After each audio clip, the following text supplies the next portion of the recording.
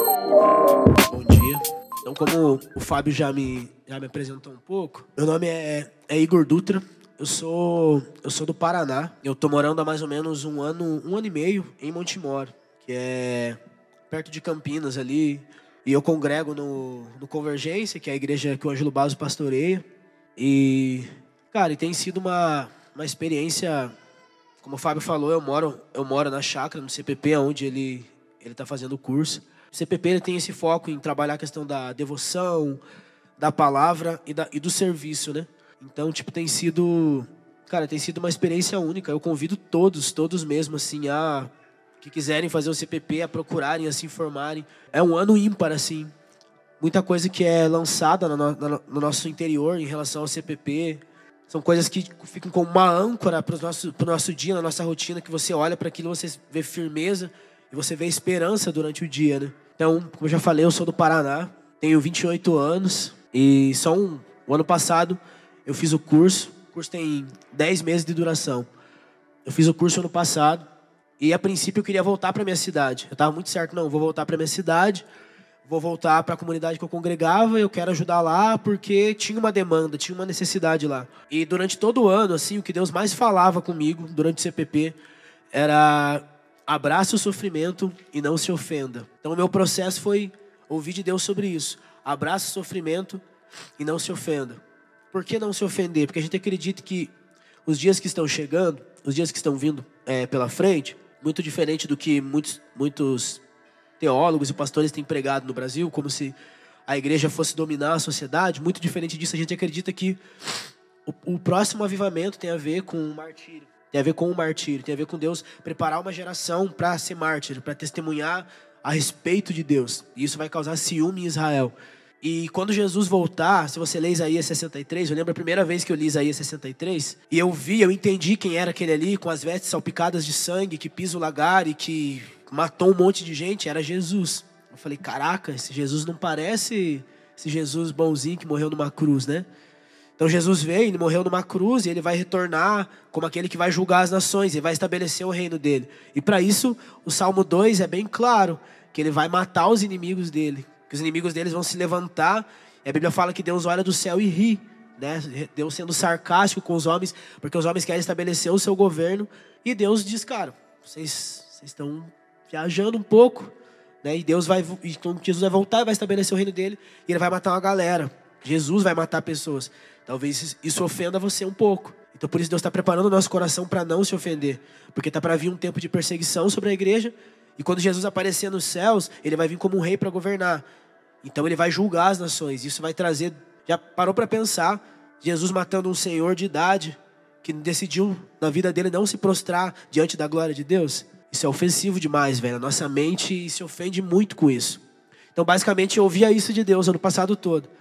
Abraça o sofrimento e não se ofenda. Aí em julho eu fui para as férias, fui ter um tempo de férias. E faltando 3 dias para mim voltar, minha melhor amiga, 19 anos, uma menina que amava Jesus, que tinha uma devoção extrema, intensa, ela morreu.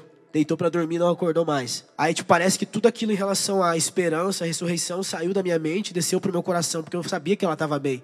Eu sabia que ela morreu crendo que Jesus era o Senhor da vida dela. Hoje ela está onde ela sempre desejou estar. Aí eu volto para o CPP, em outubro, dia 7 de outubro, a minha mãe faleceu. Aí eu fui para minha cidade, velei minha mãe e voltei para o CPP. Então Deus estava o quê? Deus estava trabalhando no meu coração durante o ano todo, falando sobre o sofrimento. Porque Ele sabia aquilo que ia acontecer naquele ano. Deus é soberano, Deus conhece todas as coisas. Então por Ele saber os processos que eu ia passar, Ele foi preparando o meu coração. Então Deus tem falado muito comigo sobre o sofrimento, sobre entender que o sofrimento molda o nosso coração e forja o nosso coração.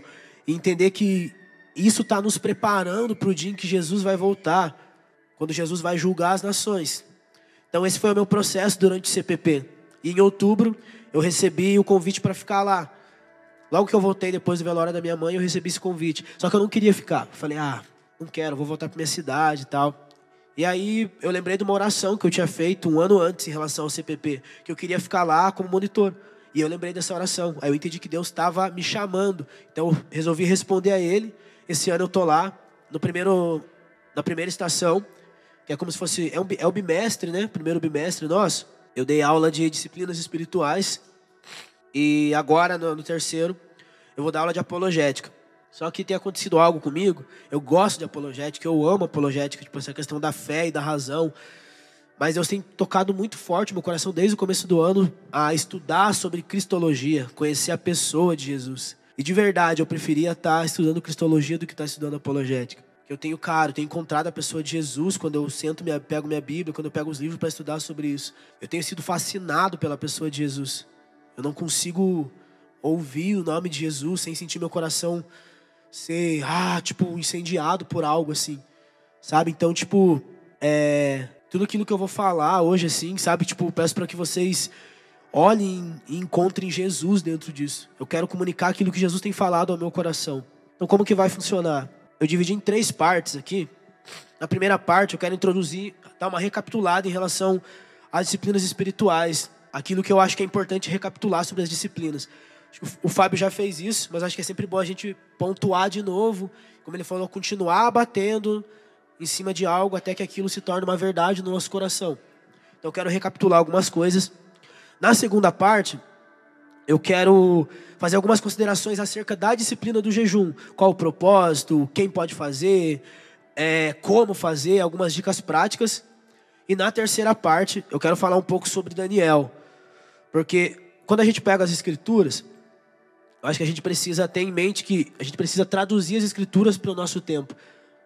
Como assim? Você precisa ler a Bíblia tendo em mente aquilo que está acontecendo ao nosso redor, a cultura que nos permeia, para que a gente possa dar uma resposta. A apologética se faz assim. A melhor apologética é aquela que você olha para a cultura, entende quais são os questionamentos da cultura e pela Bíblia você responde à cultura. Como Deus responderia em tal situação? Por exemplo, o aborto. Como Deus responde em relação ao aborto? Como Deus vai responder em relação à ideologia de gênero? Então, a melhor apologética é aquela que é feita dessa maneira. Você olha para o mundo, você entende quais são os questionamentos do mundo, e aí você vai para as escrituras e entende o que Deus está falando a respeito daquilo ali. E eu vejo em Daniel, eu vejo na figura de Daniel, como se fosse um padrão, um paradigma em relação ao jejum, e não só ao jejum, as disciplinas espirituais do nosso dia. Então eu vou abordar esses 3 pontos. Se você estiver anotando, então nesse primeiro ponto em relação às disciplinas espirituais, queria começar falando sobre o objetivo das disciplinas espirituais. Qual o objetivo das disciplinas? Eu uso o livro do Richard Foster, Celebração da Disciplina, como base para falar sobre disciplinas espirituais. Então, muita coisa do que eu vou falar tem a ver com aquilo que o Richard Foster aborda nesse livro. Ele começa, quando ele vai falar sobre disciplinas espirituais, com uma frase que é: a superficialidade é a maldição do nosso tempo. A gente já ouviu muito falar sobre a questão da geração fast food, né? A geração que deseja tudo rápido. Tem um amigo meu lá na cidade que eu moro, ele fala assim que, hoje você vai acessar a internet, se ela demora 2 segundos, você já fica brabo. Pô, essa internet tá lenta, velho. Só que, cara, no tempo da internet de escada, a gente se alegrava em passar uma noite toda deixando carregar para ver uma foto. Então você vai vendo que cada vez mais o homem vai ficando cada vez mais desejoso de ter as coisas rápido. Conhecimento rápido, saber as coisas rápido, entendimento rápido.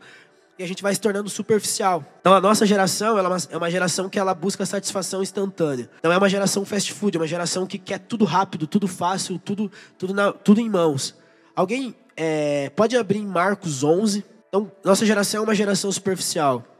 As pessoas, elas vão lá num blog, elas leem um artigo e elas se tornam PhD no assunto. Elas vão pro Facebook debater, né? Porque eu acho que elas pensam que o Facebook vai dar algum prêmio, um Pulitzer, alguma coisa desse tipo, um prêmio de literatura, algum Nobel da Paz. Porque as pessoas, elas são muito rasas. Nossa geração é uma geração muito rasa. A gente lê um livro sobre o assunto, eu sou PhD sobre o assunto, agora eu tenho autoridade para falar. Só que não. E Jesus, ele odeia a superficialidade. Marcos 11, do 12 ao 14, e depois o 20 e o 21. Então o texto diz assim: no dia seguinte, quando estavam saindo de Betânia, Jesus teve fome. Vendo à distância uma figueira com folhas, foi ver se encontraria nela algum fruto. Aproximando-se dela, nada encontrou, a não ser folhas, porque não era tempo de figos. Então lhe disse: ninguém mais coma do seu fruto. E os seus discípulos ouviram-no dizer isso. Lá no 20 e no 21. De manhã, ao passarem, viram a figueira seca desde as raízes. Pedro, lembrando-se, disse a Jesus: Mestre, vê a figueira que amaldiçoaste, secou. Então o que estava acontecendo aqui? Jesus sai de Betânia com os discípulos E ele vê uma figueira, e tinha muita folha na figueira. Então ele chega naquela figueira, e quando ele vai para pegar um fruto dela, um figo, ele vê que não tem, e ele amaldiçoa ela. Isso nos fala sobre superficialidade, porque aquela figueira, ela tinha a aparência de uma figueira que era frutífera. Porque Jesus fala que quando a figueira começa a renovar os seus ramos, né, quando ele vai falar sobre no sermão profético, é para a gente ficar atento, porque é quando a figueira começa a renovar seus ramos que ela começa a dar fruto. Então, quando ele chega nessa figueira e ele vê aquelas folhas, e ele vê que não tem fruto, ela tinha a aparência de uma figueira que podia dar fruto para ele. Mas ela não tinha isso, ela não tinha fruto. Então isso nos fala sobre superficialidade. A nossa geração é esse tipo de geração. Então as disciplinas espirituais, o objetivo delas é exatamente nos tirar da superficialidade. O Fábio falou sobre o fundamento. As disciplinas espirituais, elas têm a ver com isso. E quando eu penso sobre profundeza, sobre ser profundo, sobre não ser superficial, eu imagino logo como você vai lançar um fundamento em uma casa. Porque quando Jesus fala sobre o fundamento nas Escrituras, em Lucas, se não me engano, ele fala que o homem que achou, que edificou sobre uma rocha, ele não só edificou sobre uma rocha, ele cavou. Quando ele cavou, ele encontrou a rocha. E aí ele edificou sobre aquilo. Então as disciplinas espirituais, elas falam sobre isso. Elas vêm para nos tirar da superficialidade e nos fazer cavar. Por quê? Porque tem a ver com repetição, com você insistir em algo. As disciplinas espirituais, elas nos fazem permanecer num lugar, persistindo em algo, persistindo no jejum, persistindo na oração. Não é algo que, fiz uma semana e não aconteceu nada. Não, é algo para a vida, é algo que a gente vai, durante a nossa vida, a gente vai praticando, e isso vai nos levando a ser mais profundos, a encontrar esse fundamento. Então, as disciplinas espirituais convocam-nos a sairmos da superfície e habitar na profundeza. É um chamado para sermos a resposta a um mundo vazio. O mundo que a gente vê lá fora, as pessoas, o Henry Nouwen, né, que é um mestre da espiritualidade também, ele fala muito sobre essa questão das pessoas serem cheias e preocupadas. Então as pessoas são cheias daquilo que é vazio, cheias daquilo que é fútil, que é inútil. E por isso elas são superficiais. Porque tudo aquilo que as pessoas se enchem é futilidade, é inutilidade. E as disciplinas espirituais, elas nos chamam para sair disso. Então elas nos chamam para habitar num lugar de profundidade. E dessa maneira a gente pode responder ao mundo ao nosso redor. Porque o mundo é superficial. Então esse é o objetivo das disciplinas espirituais. Agora o segundo ponto, que eu queria pontuar em relação às disciplinas, é para quem são as disciplinas espirituais? Quem deve praticar? Quem pode praticar as disciplinas espirituais? O desejo de Deus é que as disciplinas espirituais, elas sejam praticadas por pessoas comuns, por qualquer tipo de pessoa. Você não precisa ser um teólogo, alguém que tem um grande entendimento das Escrituras para praticar as disciplinas espirituais. Mesmo uma pessoa que, eu me converti faz uma semana. Essa pessoa não só pode, como ela deve entrar dentro dessa vida de espiritualidade a partir das disciplinas espirituais. Então as disciplinas espirituais, elas têm essa... Você não precisa ser alguém que tem um grande entendimento a respeito das Escrituras. Você não precisa ser um super crente, né? Uma pessoa super espiritual. Principalmente o que você precisa ter, o requisito básico para você praticar as disciplinas é ter fome por Deus. É fome por Deus. Eu tenho fome pela presença de Deus. Eu tenho fome por conhecer mais de Deus. Então eu quero me dedicar a essa vida disciplinada diante de Deus. Queria falar um pouco sobre algo que são as disciplinas em relação ao nosso cotidiano e algo que é chamado de formação interior ou formação espiritual. Quando você vai falar sobre disciplinas espirituais, as disciplinas espirituais, elas se encaixam em algo dentro da teologia, que a gente chama de formação espiritual, que tem a ver com o quê? Cadenciar o nosso coração para seguir os movimentos de Deus. Como assim? O que você está querendo dizer com isso? Basicamente tem a ver com você, o teu coração ser formado para que você tenha a capacidade de poder ouvir Deus no seu cotidiano. Porque esse é o foco das disciplinas espirituais. É que o cara que está no serviço dele, na frente do computador, possa praticar. É que a mãe que cuida dos filhos em casa, ela possa praticar. Então são pessoas comuns. O teólogo que está no escritório, o teólogo de gabinete que está estudando grego, hebraico, traduzindo, possa praticar. Então é para qualquer tipo de pessoa, para qualquer tipo de cristão. Não tem a ver com ser só um super teólogo. Não, qualquer pessoa. O cara que está trabalhando no caminhão do lixo, ele pode praticar as disciplinas espirituais. Porque ela é feita para o quê? Para preparar o nosso coração no cotidiano para ouvir a voz de Deus. Então a ideia das disciplinas é o quê? Preparar o nosso coração, fazer dentro do nosso coração um santuário, um lugar onde a voz de Deus possa ecoar. Tem um cara que eu gosto muito dele, de verdade.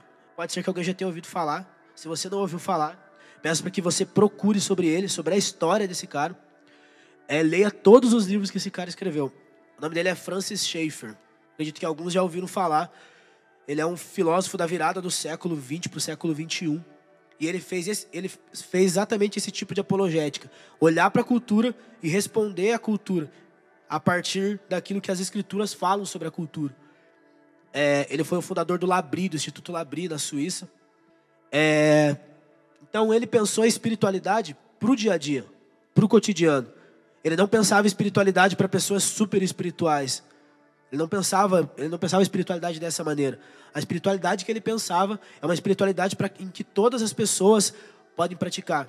Então, quando eu olho para as disciplinas espirituais, eu vejo elas dessa maneira. Então, ele pensava essa espiritualidade para que as pessoas pudessem ouvir a voz de Deus no dia a dia, no cotidiano. E essa prática, essa continuidade das disciplinas forma o nosso coração como um santuário para ouvir a voz de Deus. Tem um livro, o Neto citou esse livro quando ele veio aqui, que é de um teólogo, que é um teólogo bem proeminente nesse tempo, ele está bem em evidência. O nome dele é James K. Smith, o nome do livro é Você é Aquilo que Ama. Se você não leu esse livro, você precisa ler esse livro. E nesse livro ele vai propor o quê? A questão da liturgia. Como assim? A questão da liturgia e do hábito. Tudo aquilo que você faz, basicamente o que ele está falando? Que o teu amor, aquilo que você ama, você aprendeu a amar. Você aprendeu a amar. Como assim? Por exemplo, eu gosto de futebol. Eu torço pro Corinthians. E como que eu aprendi a gostar de futebol? Meu pai, ele era jogador de futebol. Meu pai jogou 15 anos de futebol profissional. E ele me levava para os campos de futebol. E eu fui aprendendo a gostar de futebol por causa de estar em contato com o futebol. Só que chegou uma época que eu fiz um teste, passei. Só que naquela época tinha outra coisa que estava disputando o meu coração com o futebol, que era o rap. Eu via muito rap. Muito. Eu via escondido do meu pai no começo, até por sinal, né? Porque eu não era convertido, então os raps que eu ouvia não eram muito legais de se ouvir, né? E eu via ele escondido do meu pai. Então meu coração estava se inclinando sobre aquilo. Então, quando eu passei no teste, meu coração já não estava tão voltado para o futebol. Eu tinha mais desejo de, eu quero fazer rap. Eu aprendi a amar aquilo, porque eu praticava aquilo. Então, isso ele trata isso como liturgia. Essa liturgia, o que é uma liturgia? Por exemplo, no culto. Existem várias liturgias dentro do culto. Tem o momento da música, do louvor. Aí tem o momento dos avisos. Tem o momento dos dízimos, das ofertas. Tem o momento da palavra. Entende? Então, isso são coisas que a gente repete. Liturgia é algo que é feito repetitivamente. E essa repetição, ela vai gerar o hábito. Algo que a gente vai fazer naturalmente. E esse hábito forma em nós algo chamado virtude ou vício. Se você tem um bom hábito, vai ser gerado uma virtude dentro de você. Se você tem um mau hábito, é gerado um vício. Então, a repetição, o que ele está falando? Que a liturgia, ela forma o nosso coração, porque ela nos ensina, e o coração não é esse órgão que está aqui no nosso peito, não. O coração, quando a Bíblia fala sobre coração, ela fala sobre o lugar mais profundo do homem, onde reside toda a sua vontade, todo o seu desejo, todo o seu empenho está no coração. Então, o Jonas Madureira, no Inteligência Humilhada, quando ele vai abordar a antropologia bíblica, quando ele fala sobre o coração, ele usa um texto de Jonas, quando fala que Jonas desceu até os fundamentos da terra. Aquela palavra é a palavra leb, que no hebraico é coração. Então isso é o coração. É o lugar mais profundo do homem. É lá onde estão os fundamentos do homem. Tudo aquilo que você vive está no lugar mais profundo. Por isso o coração é enganoso. Porque é algo que você não consegue ver e discernir por si mesmo. Você precisa que Deus nos ajude a sondar o nosso coração. Então, a liturgia, ela vai trabalhando nisso. A repetição, ela vai direcionando e inclinando o nosso coração para amar aquilo qual a gente está se debruçando. No livro, o James K. Smith, ele dá um exemplo muito bom, que ele chama do copo vermelho. Provavelmente aqui todo mundo assiste filme norte-americano, né? Aqueles filmes com festa em faculdade. E geralmente a galera tá com o quê? Ela tem um copo vermelho na mão. Eles têm aquele copo vermelho e todo mundo, tipo, com um copo vermelho e tomando. Aí um amigo nosso contou. Então ele fala que esse copo vermelho é como se fosse o santo graal dos caras. Tem um amigo nosso que conta que tem um conhecido dele que eles viviam nas baladas. A ideia deles era exatamente ter esse copo vermelho. Eles se debruçavam sobre isso. Hoje esse cara tem quase 40 anos e a vida dele continua a mesma vida que ele tinha quando era um adolescente. Porque ele aprendeu a amar esse tipo de vida, esse estilo de vida. Então a liturgia, ela vai formar o nosso coração. Então quando eu vou pensar disciplinas espirituais, eu gosto de pensar ela dessa maneira. Ela formando o nosso coração, ela nos ensinando a amar o Senhor. A repetição, a prática da liturgia, não só o mecanismo, não só repetir e fazer, mas esse fazer, ele vai transformando o nosso coração para amar mais a Deus. Ele vai gerando em nós um espaço vazio, onde Deus pode vir e falar. Em todo momento. No momento que você pratica a disciplina espiritual, ele está formando o teu coração para ouvir a voz de Deus no cotidiano. Eu trabalho na cozinha, lá no CPP. E cara, várias vezes quando eu estou cozinhando, eu estou ali de boa, de repente eu ouço a voz de Deus no cotidiano. Então, por quê? Eu não cozinho mais, eu tenho que cozinhar aqui porque os alunos precisam comer. Não, eu cozinho ali por quê? Porque isso glorifica a Deus. Então eu mudo minha visão, eu cozinho porque isso está glorificando o Senhor. Então quando você tem o entendimento de que você está fazendo algo diante de Deus, isso vai transformando o teu coração. Então eu cozinho para a glória de Deus. Logo, quando eu cozinho para a glória de Deus, isso transforma o meu coração, porque eu não estou diante dos homens cozinhando, eu estou diante de Deus. O ano passado, nós estávamos na cozinha. É uma dupla que cozinha quando você é aluno. Esse ano eu sou monitor, eu faço o almoço. E os alunos fazem a janta. Tava eu e a minha companheira. E aí, ela me falou algo. Sabe quando você cozinha, você não participa da oração coletiva, porque é no mesmo horário. E eu já estava entendendo esse lance de, cara, eu preciso fazer tudo para a glória de Deus. Tudo para a glória de Deus. Se eu rastelar a grama, é para a glória de Deus. Se eu juntar um papel que está no chão, eu estou diante de Deus. Tudo que eu faço, eu estou diante de Deus. E ela pegou e me falou assim, eu estou sentindo falta da oração coletiva. E aí eu fiquei pensando no que ela me falou e de repente parece que Deus veio e comunicou algo ao meu coração. Eu falei para ela assim, fulana, cara, eu não estou pensando muito na oração coletiva. Ela, por quê? Eu falei, porque se eu pensar na oração, eu estou aqui, eu estou na cozinha, cozinhando. Se eu ficar pensando na oração coletiva, isso não me coloca na oração coletiva. Então, eu perco que eu não estou lá aproveitando o que está lá e eu perco que eu posso aproveitar aqui, porque eu estou diante de Deus, entende? Então, tipo, as disciplinas espirituais são isso, ela tem essa cadência, ela vai cadenciando o nosso coração para aprender a ouvir Deus no cotidiano. Então, tudo que eu faço, eu estou diante de Deus. E as disciplinas espirituais não são diferentes. Então, vamos ter esse olhar para as disciplinas espirituais. Elas estão formando o meu coração, para que no dia a dia eu ouça a voz de Deus no meu interior. Eu me torno um santuário, onde Deus pode falar a qualquer momento. Ficou claro? Então, o segundo ponto, a segunda parte, eu quero dar algumas considerações acerca da disciplina do jejum. Existe uma negligência acerca do jejum. John Wesley falou que algumas pessoas têm exaltado o jejum acima de tudo e outras têm o negligenciado totalmente. As pessoas nunca conseguem ter o equilíbrio. Ou os caras adoram o jejum, tipo, se você não jejua, você não é convertido. Ou os caras, não, jejum é coisa de gente pentecostal, sapatinho de fogo, essas coisas. Eu, como um bom reformado, não posso jejuar. Então, ou é uma coisa ou é outra. John Wesley escreveu sobre isso. Então, existem, basicamente, 2 motivos porque as pessoas negligenciam o jejum. O primeiro é o ascetismo.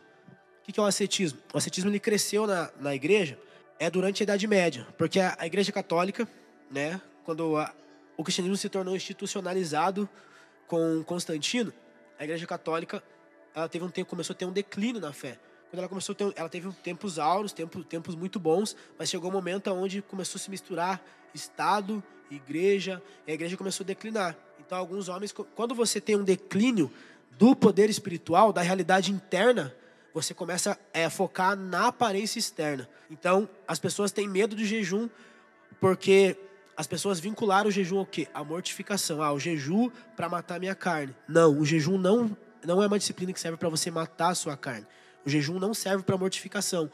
Então, as pessoas elas têm medo do jejum porque, se eu começar a jejuar demais, eu vou virar uma pessoa legalista. Porque isso aconteceu na história da igreja. As pessoas começaram a focar naquilo que é externo e não mais naquilo porque eles perderam uma realidade interna. Então esse é o primeiro motivo de negligência do jejum. O segundo é a ignorância popular. Como assim? As pessoas dizem que o jejum é danoso para a saúde. Se você jejuar, isso vai fazer mal para você. Então, a nossa cultura, ela diz que você tem que comer de 3 em 3 horas, né, todos os dias, senão, cara, você vai morrer desnutrido, você vai morrer de inanição. Só que não, a gente consegue viver, eu acho que 7 dias somente com água, se não me engano. Eu não tenho lembrança. Então, tipo, a nossa cultura é uma cultura que se debruça sobre o quê? Sobre satisfazer todos os apetites humanos a qualquer custo, em todo momento. Eu tô com vontade disso, eu vou lá e pego. Eu quero fazer isso, eu vou lá e faço. Então, isso também é somado ao jejum. As pessoas acham que, se eu jejuar muito, isso vai me fazer mal, minha saúde vou ter uma má saúde, né? Então, tipo, as pessoas têm esse tipo de ignorância. Só que se você for pesquisar a respeito de jejum, eu não coloquei nada sobre os dados, mas o Foster fala sobre isso. É recomendável o jejum, alguns médicos recomendam alguns tipos de jejum, eles ajudam na questão arterial. Então, tipo, não existe essa questão de que o jejum faz mal à saúde. Então, esses são os dois motivos. O primeiro, esse ascetismo, de focar na forma externa, que vai gerar um legalismo. E o segundo é a ignorância popular. Outra consideração a respeito do jejum, eu queria falar sobre o testemunho bíblico do jejum, né? Lucas 4, versículo 2. Vou ler a partir do 1, o 1 e o 2. Né? Então, vamos falar um pouco sobre o testemunho bíblico. O que a Bíblia fala sobre jejum? Então, Lucas 4 fala assim: Jesus, cheio do Espírito Santo, voltou do Jordão e foi levado pelo Espírito ao deserto, onde durante 40 dias foi tentado pelo diabo. Não comeu nada durante esses dias, e ao fim deles teve fome.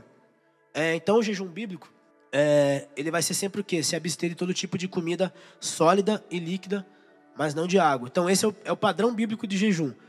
Não comer, não beber nada, a não ser água. Então esse é o padrão bíblico de jejum. Porque ele fala no texto que Jesus ficou 40 dias, não comeu nada durante esses dias, ao fim deles teve fome. Então o texto fala que ele não comeu nada. Entende? Então provavelmente Jesus bebia água, né, durante esse tempo. Então esse é o padrão bíblico de jejum. Porém, existem algumas exceções em relação ao jejum. Não precisa você abrir, mas em Daniel 10, para quem está anotando, versículo 3, tem aquilo que a gente chama de jejum parcial. O que é o jejum parcial? Se você ler Daniel 3, 10, 3, vai falar que ele decidiu não comer nenhum manjar, não tomar nem vinho, nem bebida forte, acho que nem se perfumar. Então esse é o jejum parcial, onde ele comia legumes, ele comia outro tipo de comida que não a comida do rei. Então ele se absteu de algumas coisas, mas comia outras. Essa até era uma dieta regular na vida de Daniel. Desde o começo do livro, você vai ver que Daniel se debruçava sobre esse tipo de prática. Então esse é o jejum parcial. Nós temos também o jejum absoluto. Você vai encontrar ele em Esther 4:16 e Atos 9:9. Né? Ali o que está acontecendo em Esther 4:16? Sai aquele decreto do rei para matar os judeus. E Esther fala, cara, a gente não vai comer e não vai beber nada durante 3 dias. Esse jejum absoluto, onde você não come e não bebe nada. Você não come, não bebe água, não bebe suco. É um jejum que a gente chama de jejum absoluto. Aí tem um outro tipo de jejum, que é o jejum sobrenatural. Eu não gosto muito de usar essa palavra, mas jejum sobrenatural. Você encontra ele em Deuteronômio 9:9, com Moisés, e 1 Reis 19:8, com Elias. Que é o que? Eles não comeram nada durante 40 dias. Nada, não comeram e não beberam nada. Então, cara, esse é um tipo de jejum que, nesse jejum, muito provavelmente eles foram sustentados por Deus durante esse período. Porque ninguém consegue não comer e não beber nada durante 40 dias. Nem um ser humano normal. Então esse é o jejum sobrenatural. Então, geralmente o jejum na Bíblia, ele é o quê? Ele é individual. Tem a ver com você diante de Deus, praticando a disciplina do jejum. Porém, você vai enxergar na Bíblia também alguns jejuns que são jejuns coletivos. Na lei existia um dia que era prescrito jejum, que era o dia da expiação. Levítico 23, 27. Que tinha a ver com o quê? Pesar e aflição por causa dos pecados do povo. Então esse era o único jejum que a lei prescrevia para o povo de Israel praticar. Então é um jejum coletivo. Agora tem mais alguns textos aqui que também falam sobre um tipo de jejum coletivo. Por exemplo, Joel 2,15, segundo Crônicas 20, do 1 ao 4, Esdras 8, do 21 ao 23 e Jonas 3. Então, esses são jejuns coletivos, mas não são prescritos na lei. Que tipo de jejum é esse? São jejuns em caso de emergência nacional. O povo estava passando por algum momento de dificuldade. Joel, sacerdócio todo corrompido, lavoura destruída. A nação de Israel totalmente no estado de calamidade. E eles prescrevem um jejum para todo o povo. Pensa que ele fala assim, nesse jejum, que a noiva e o noivo saiam dos seus aposentos. Imagina, você casou, você está na lua de mel, cara, o crente ele espera esse momento mais do que tudo. Cara, ele espera esse momento assim, como quem espera o amado da alma dele. E aí você tá ali, quando você vai, cara, é agora. Toca a trombeta e diz, cara, todo mundo sai dos seus aposentos e vamos fazer um jejum. Você pensa, caraca, mano, como assim, né? Então pense nisso. Quando Esdras, eles voltam a reconstruir a cidade, tem várias tretas rolando, e ele prescreve um jejum pra galera. Jonas 3, né, que fala sobre os gentios, fala sobre Nínive se arrependendo diante de Deus, até os bois jejuando, né? Fala que até os bois foram vestidos de pano de saco. Então são jejuns em caso de emergência nacional. Tem uma calamidade, Deus anunciou um juízo e o povo é convocado coletivamente para jejuar. Terceiro ponto em relação a com as considerações do jejum é a normalidade do jejum na vida cristã. Então tá bom, o jejum está na Bíblia, né? A gente entende que o jejum é bíblico, tem várias passagens que falam sobre o jejum. Mas a questão é, o jejum é um mandamento? Será que o jejum é um mandamento? Vocês devem jejuar. Jesus deu vários mandamentos para a galera. Amar a Deus, amar o próximo, amar uns aos outros, né, para que vejam que vocês são meus discípulos. Então ele resumiu toda a lei nos 2 mandamentos. Então, isso são mandamentos, isso são coisas, ordens de Jesus, é algo imperativo. Mas o jejum, será que o jejum ele é um mandamento? Jesus ordenou, vocês devem jejuar. Então, embora o jejum não seja um mandamento, você não vai encontrar uma ordem clara de Jesus falando, cara, jejue. Porém, a gente vai olhar 2 textos agora, que se você olhar para os textos, analisar e entender o que Jesus está falando, você vê que, embora o jejum não seja um mandamento, ele faz parte da normalidade da vida cristã. Mateus 6, 16. Então, o que está acontecendo em Mateus 6? Em Mateus 5, Jesus convocou os discípulos dele e tal, depois da tentação dele no deserto. Aí fala que ele subiu ao monte, se assentou, aí os discípulos se aproximaram de Jesus. Ele viu as multidões, se assentou e os discípulos se achegaram a Jesus. Então Jesus está começando a ensinar os seus discípulos. Mateus 5, 6 e 7, que a gente é chamado do Sermão do Monte. Então, Mateus 6, 16. Então Jesus está falando sobre várias questões, sobre as bem-aventuranças, a questão de nós sermos sal da terra, a questão de que Jesus não veio revogar a lei, mas ele veio cumpri-la, o homicídio, o adultério, o divórcio, questão da vingança, várias questões, questão da oração, do Pai Nosso. E aí em Mateus 6,16, o texto diz assim, quando jejuarem, não mostrem uma aparência triste como os hipócritas, pois eles mudam a aparência do rosto a fim de que os outros vejam que eles estão jejuando. Eu lhes digo verdadeiramente que eles já receberam sua plena recompensa. Então o que está acontecendo aqui? Esse texto do Sermão do Monte, Mateus 5, 6 e 7, ele tem a ver com o estilo de vida do discípulo de Jesus. Jesus está explicando para os discípulos como vocês devem viver. Alguns chamam de o estatuto do reino, é a maneira como Deus nos convoca a viver, né, nos nossos dias. Você vai ver que nesse ensino de Jesus, em Mateus 5, 6 e 7, você tem a questão da oração, das esmolas. E dentro desse contexto do estilo de vida, Jesus também posiciona a questão do jejum. Ele não dá uma ordem, mas tem algo que ele fala que aponta para a regularidade do jejum na vida cristã, que é quando jejuarem. Então Jesus, o que ele está pensando? Que meus discípulos vão jejuar. Porque ele fala quando vocês jejuarem, e não se vocês jejuarem. Ele não faz o jejum uma mera condição, tipo, você pode, como você não pode. Não, ele coloca o jejum como algo normal, algo que na vida cristã, na rotina cristã, faz parte da nossa normalidade como cristãos. Quando vocês jejuarem. Então ele estava prevendo o quê? Eles vão jejuar. Mateus 9, 14. Então o texto em Mateus 9, 14 diz assim: então os discípulos de João vieram perguntar-lhe: por que nós e os fariseus jejuamos, mas os teus discípulos não? No 15. Jesus respondeu: como podem os convidados do noivo ficar de luto enquanto o noivo está com eles? Virão dias quando o noivo lhe será tirado, então jejuarão. Então, os discípulos de João chegam para Jesus e falam: cara, nós jejuamos, os fariseus também jejuam. Por que teus discípulos não jejuam? Né, pô, vocês comem pra cá. Jesus foi acusado de ser comilão, de ser beberrão. Porque vocês comem, vocês não jejuam, vocês não guardam essa disciplina. Aí Jesus fala algo para eles, que, cara, eles vão jejuar. Agora, o noivo, quem é o noivo? É Jesus. O noivo, eu estou com eles. Então eles estão felizes, cara. Mas quando eu for tirado deles, eles vão jejuar. Então Jesus está conectando a disciplina do jejum diretamente à pessoa dele mesmo. Ou à ausência da pessoa dele. Então parece claro que quando você olha para essas duas passagens, ainda que o jejum não seja um mandamento, ele é uma característica presente na vida de devoção do discípulo de Cristo. Então, quando Jesus ele liga o jejum à sua pessoa, fica evidente o quê? Que ele configurou o jejum como o quê? Uma resposta lógica dos seus discípulos ao anseio por sua presença em nosso meio. Então, ele posiciona o jejum primeiro no estilo de vida do discípulo, assim como oração, como oferta, como a questão de dar outra face, que ele aborda também no Sermão do Monte. E ele também liga o jejum à própria pessoa dele.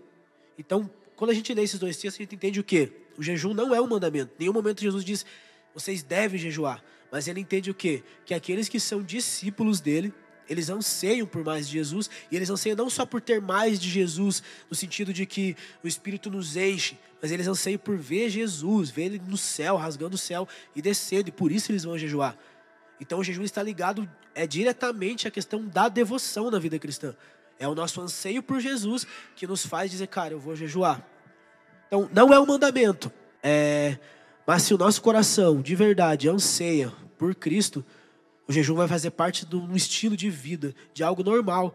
Nós vamos sim jejuar. Então, agora o propósito do jejum, né? Por que a gente jejua? Né? Algumas pessoas vão, eu jejuo porque eu quero ter um carro. Já ouvi várias vezes isso. Você vê igrejas que propõem isso, né? Tipo, campanha de jejum por causa disso, campanha de jejum por causa daquilo. Então, a primeira afirmação de Jesus sobre o jejum, ela fala sobre uma motivação do nosso coração.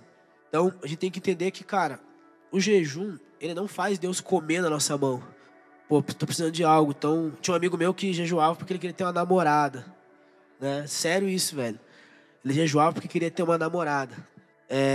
Então, o jejum, ele não é barganha com Deus. Tipo, eu vou jejuar, tô precisando disso, então eu vou jejuar para que Deus me dê algo, para que eu mova a mão de Deus, porque Deus vai ver. Eu, quando não tinha entendimento em relação ao jejum, eu já jejuei porque eu queria coisas de Deus. Eu pensava, tá de boa, porque o que eu quero são algumas coisas espirituais, são dons e tal. Só que o jejum não tem essa função de você chegar diante de Deus, como você vê algumas igrejas dizer, tipo, agora Deus tem obrigação de me abençoar, né? Porque eu tô jejuando, né? Então, em primeiro lugar, o jejum tem a ver com a glória de Deus. O jejum, John Wesley escreveu assim: em primeiro lugar, que o jejum seja feito para o Senhor, com os olhos fixos unicamente nele, que a intenção aqui seja esta e unicamente esta: glorificar o Pai que está no céu. Então o jejum, ele começa em Deus, ele é sustentado por Deus e ele é voltado para a glória de Deus.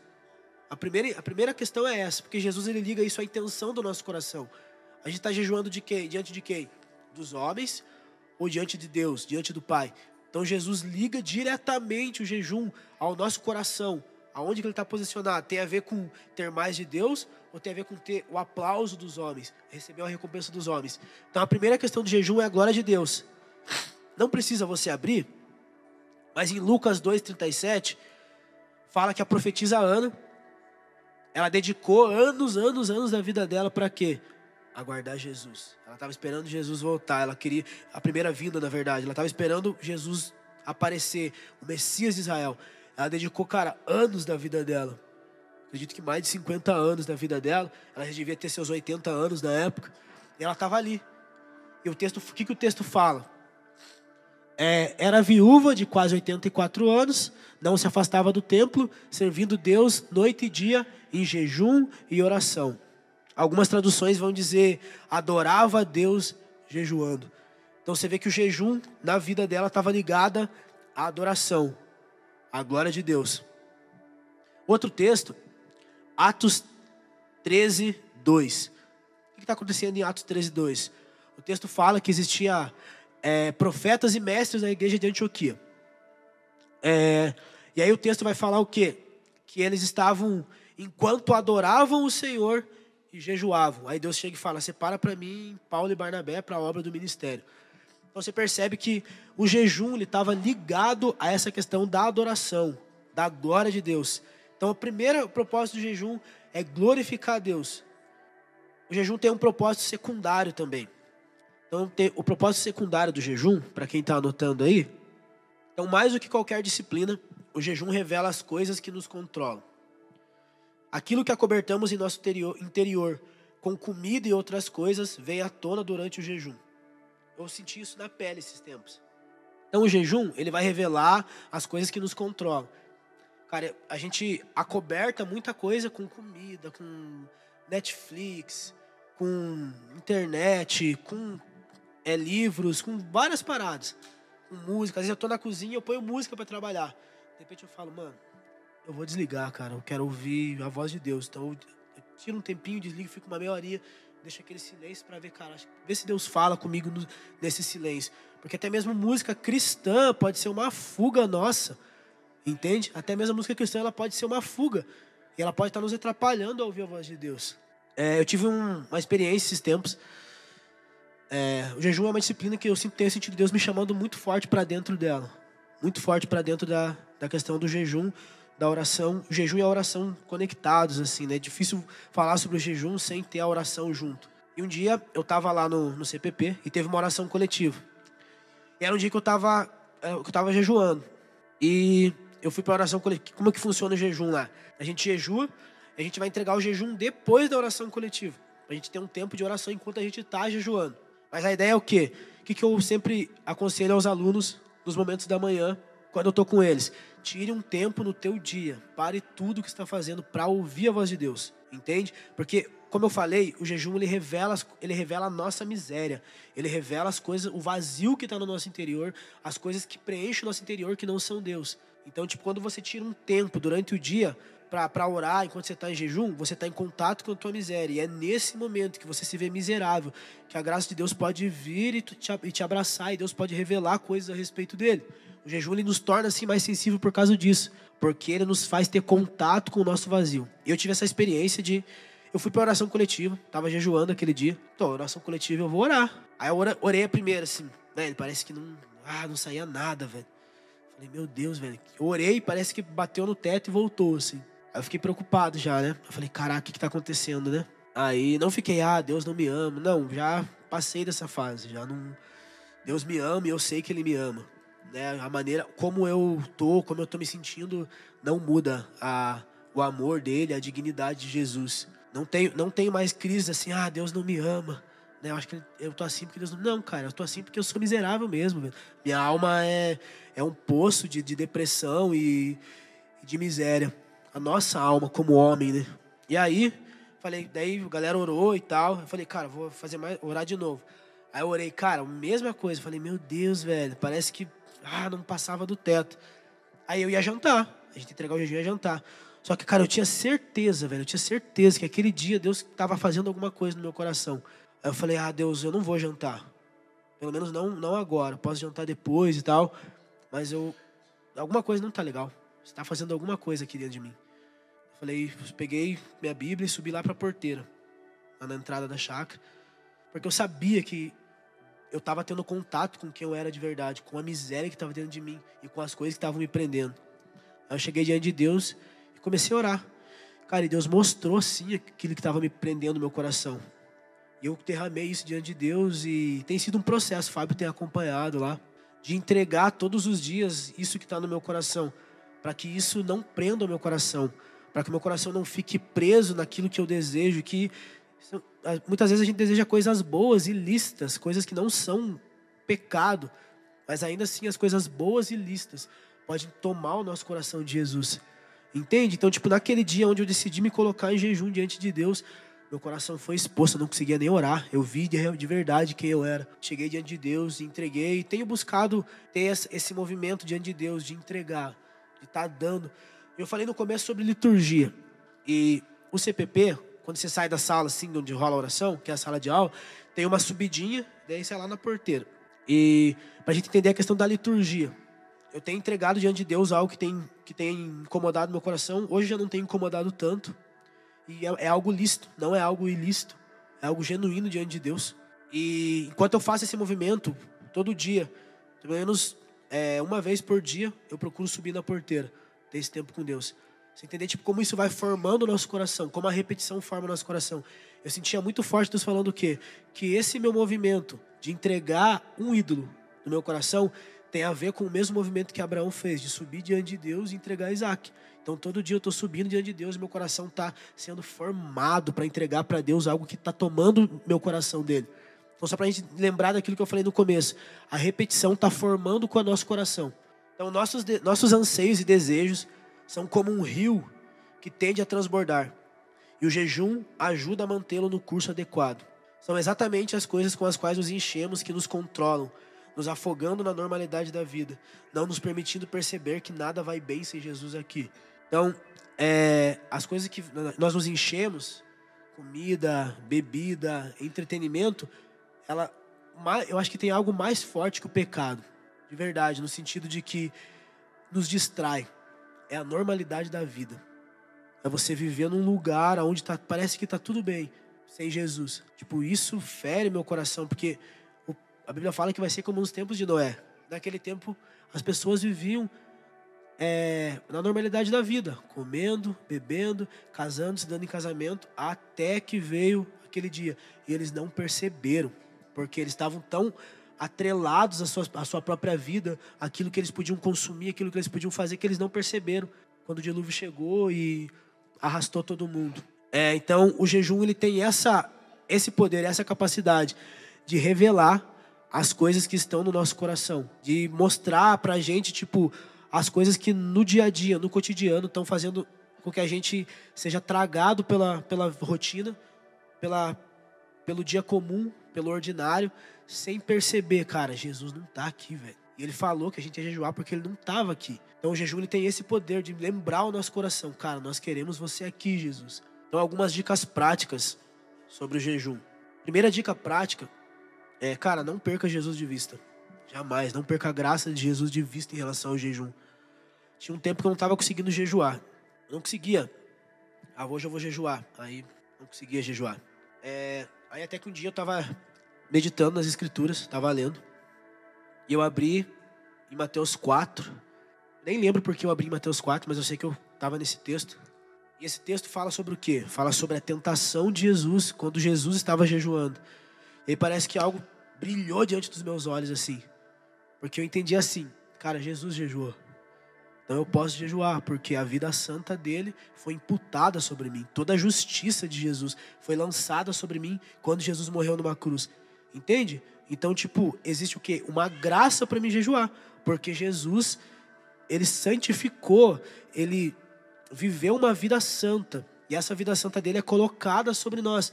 Então nós podemos acessar aquilo que Jesus já conquistou para nós. Isso em relação a tudo, oração. Por que eu posso orar? Porque Jesus orou. Jesus era um homem, perfeitamente homem, perfeitamente Deus. E quando ele orava, ele apresentava a alma dele diante do Pai. Então, ele conquistou isso. Então, eu posso chegar diante de Deus e apresentar a minha alma diante de Deus, porque a vida santa de Jesus foi colocada sobre mim. Então, a primeira dica prática em relação ao jejum não é não coma isso, coma aquilo. É, cara, não perca Jesus de vista, velho.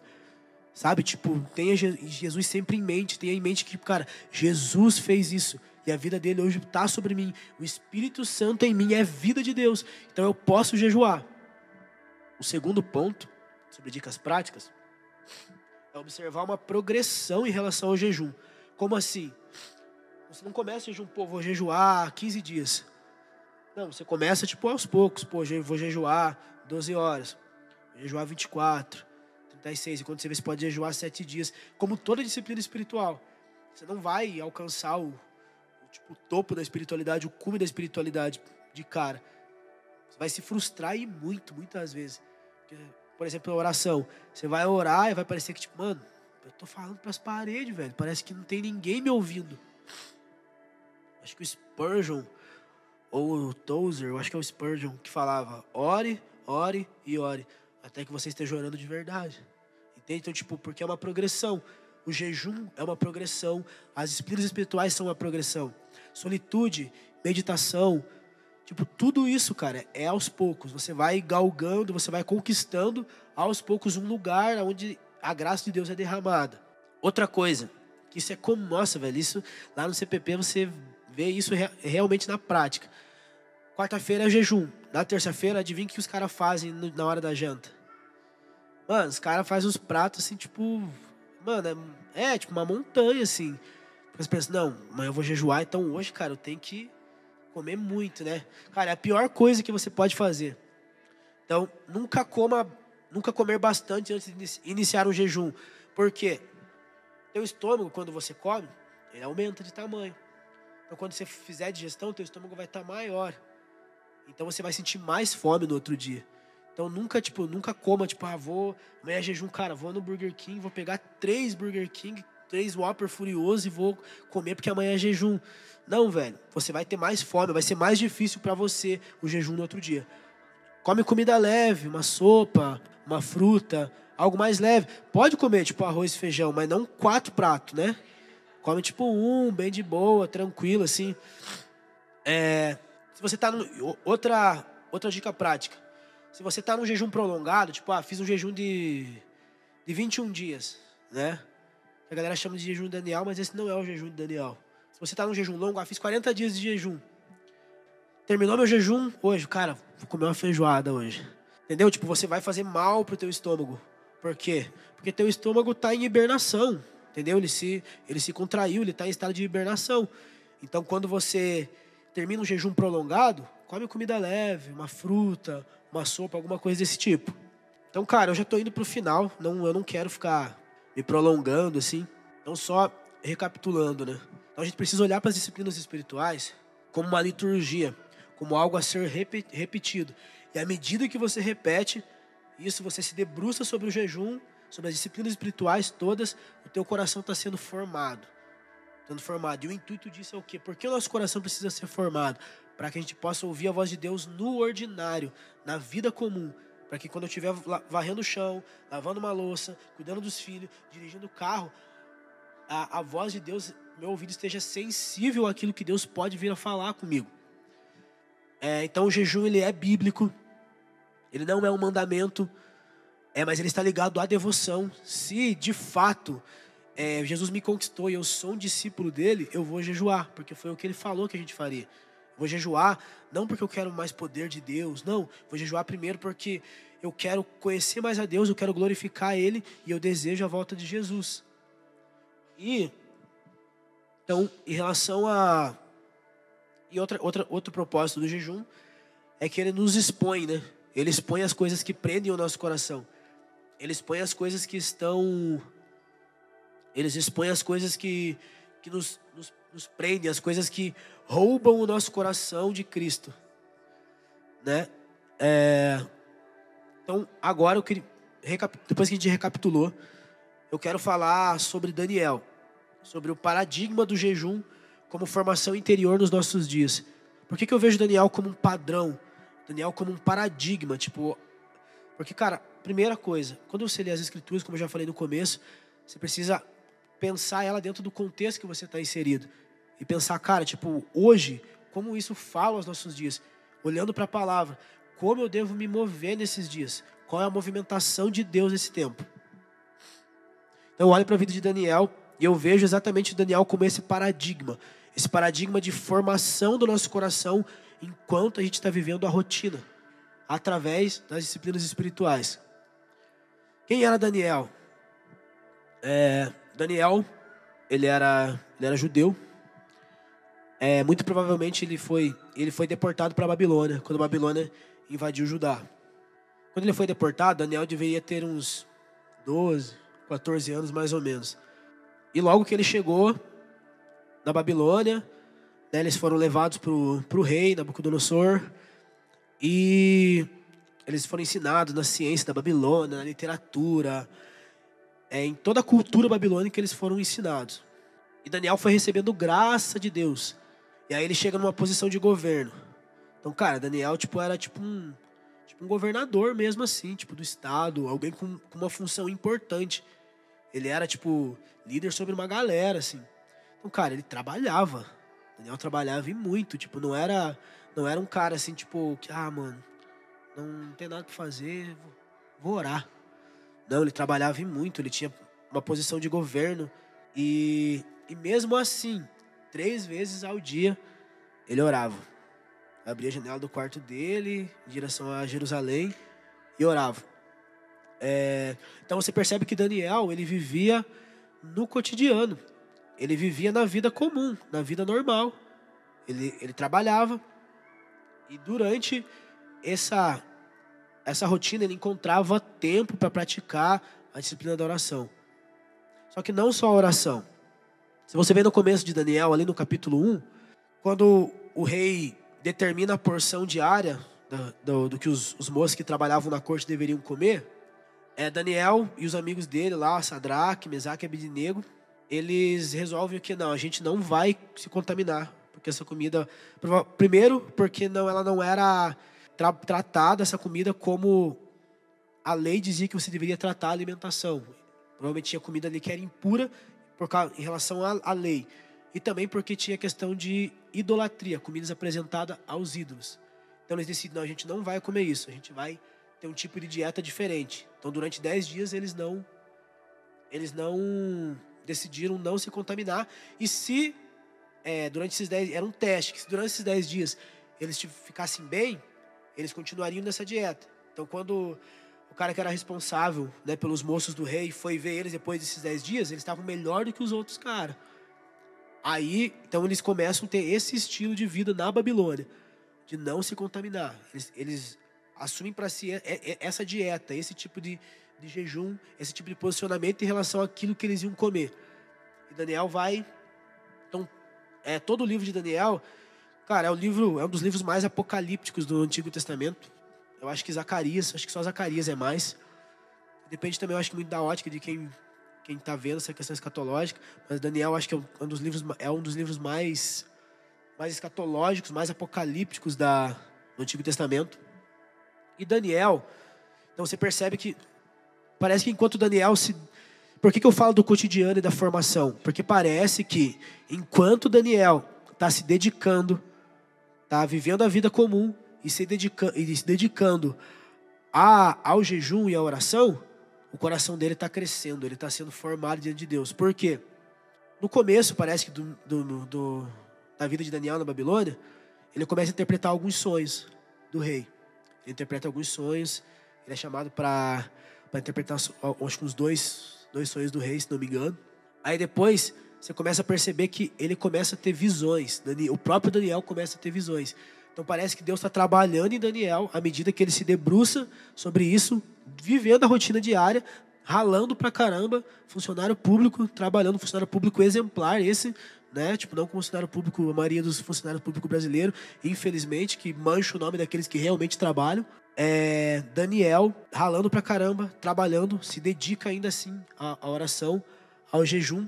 E parece que ele vai progredindo, ele vai crescendo. O coração dele vai sendo preparado. Ele vai ouvindo de Deus enquanto ele trabalha. Porque ele está se dedicando a isso. O coração dele está sendo transformado nesse santuário, para que a voz de Deus ecoe no dia a dia. Aí, lá no capítulo 10 de Daniel, para quem está anotando, eu não vou ler, 10:2, fala que Daniel fazia 3 semanas que ele não comia, que ele tinha decidido estabelecer um outro tipo de dieta para ele, outro tipo de jejum. E aí fala, e ele tem uma visão. Ele tem uma visão, e a partir do 10, 11, 12, Daniel começa a ver como vai ser o fim das coisas. Ele começa, no 9, ele tem a revelação de Deus pelas Escrituras.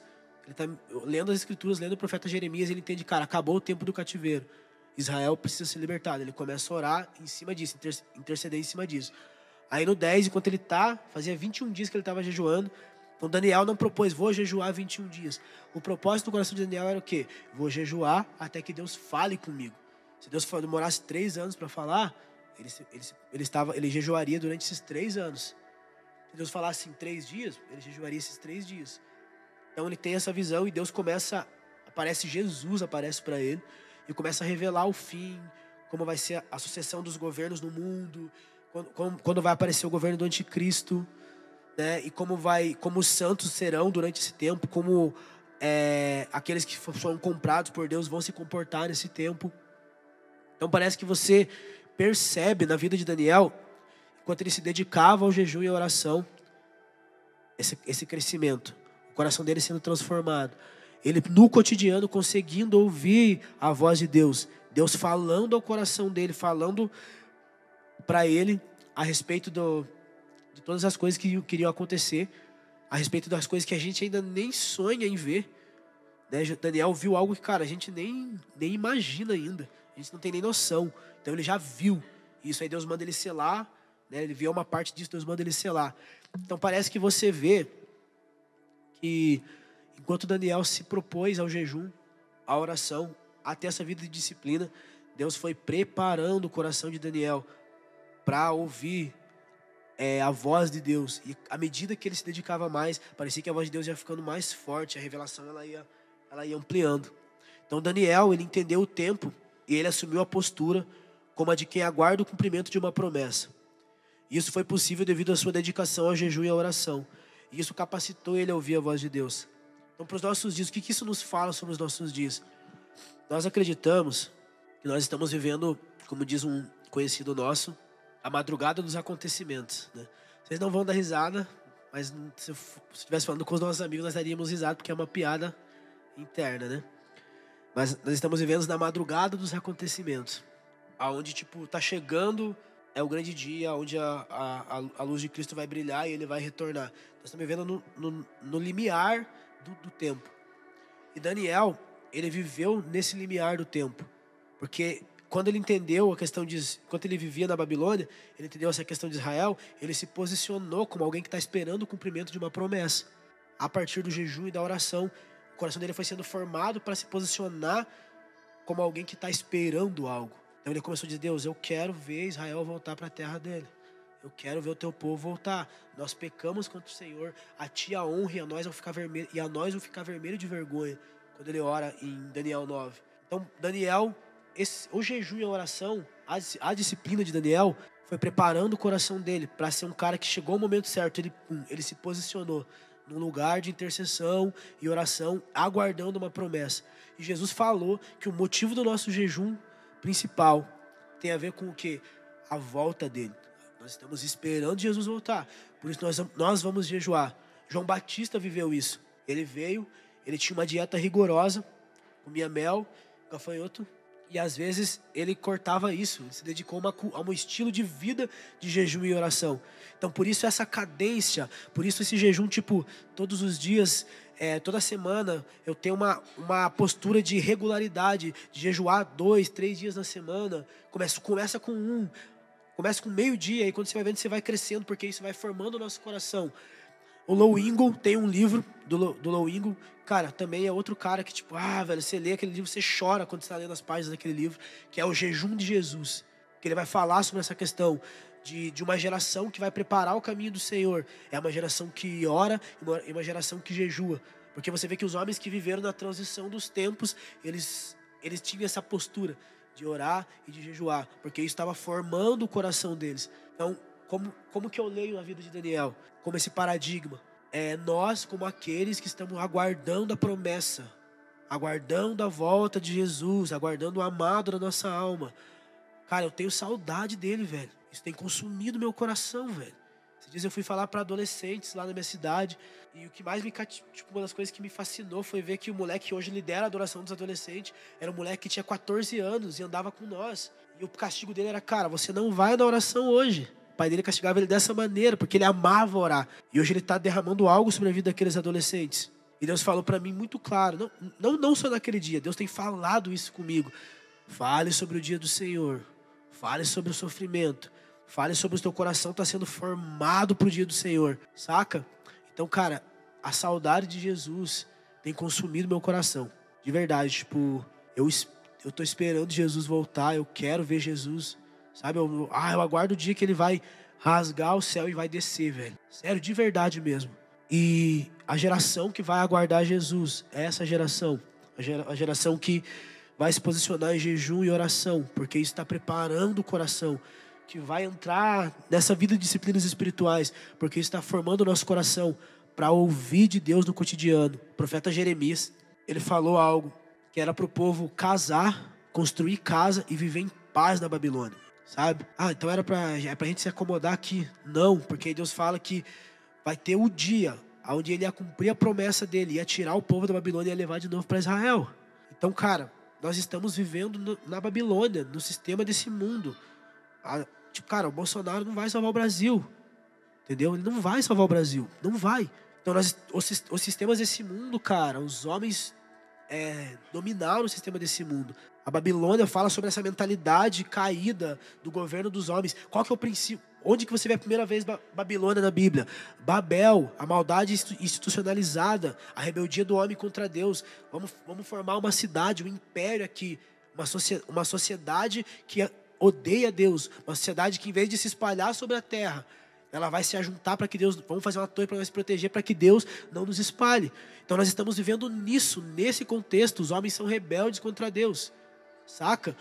Então, só que Deus falou para o povo de Israel: construam casas na Babilônia, vivam a normalidade da vida, porque um dia eu vou vir e vou cumprir minha promessa, eu vou tirar vocês daqui.